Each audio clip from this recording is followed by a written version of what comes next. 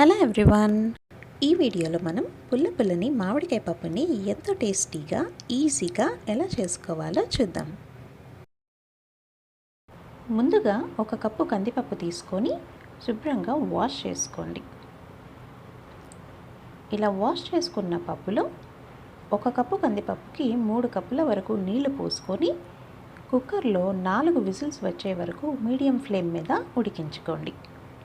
తర్వాత ఒక గిన్నె పెట్టుకొని 1 టేబుల్ స్పూన్ ఆయిల్ వేసుకొని పోపు దినుసులు, ఎండుమిర్చి, దంచిన వెల్లుల్లి రెబ్బలు, కరివేపాకు వేసుకొని కొద్దిగా వేగాక సన్నగా పొడవుగా తరిగిన ఉల్లిపాయ ముక్కలు వేసుకోండి.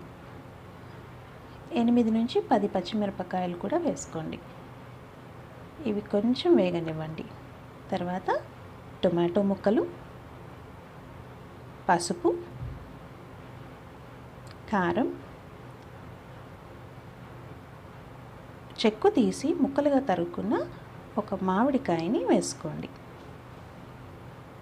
అలాగే రుచికి సరిపడా ఉప్పు, ఒక చిన్న గ్లాసు నీళ్లు కూడా పోసుకొని మూత పెట్టుకొని ఒక 5 నిమిషాల పాటు దీన్ని ఉడికించుకోండి. మామిడికాయ ముక్కలు మెత్తపడటానికి పెద్దగా సమయం పట్టదు. 5 నిమిషాల తర్వాత మూత తెరిచి చూస్తే మన మామిడికాయ ముక్కలు చక్కగా మెత్తపడిపోయి ఉంటాయి. చూడండి. ఇప్పుడు దీనిలోకి మనం ముందుగా ఉడకపెట్టి మ్యాష్ చేసుకున్న కందిపప్పుని వేసుకోవాలి.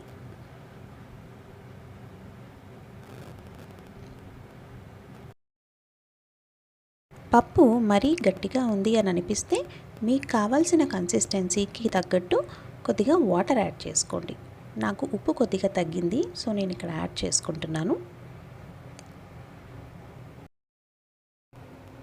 దీనిని లో టు మీడియం ఫ్లేమ్ మీద ఒక 2 నుంచి 3 నిమిషాలు ఉంచి ఫైనల్గా కొత్తిమీర యాడ్ చేసుకొని స్టవ్ ఆఫ్ చేసేసుకోండి.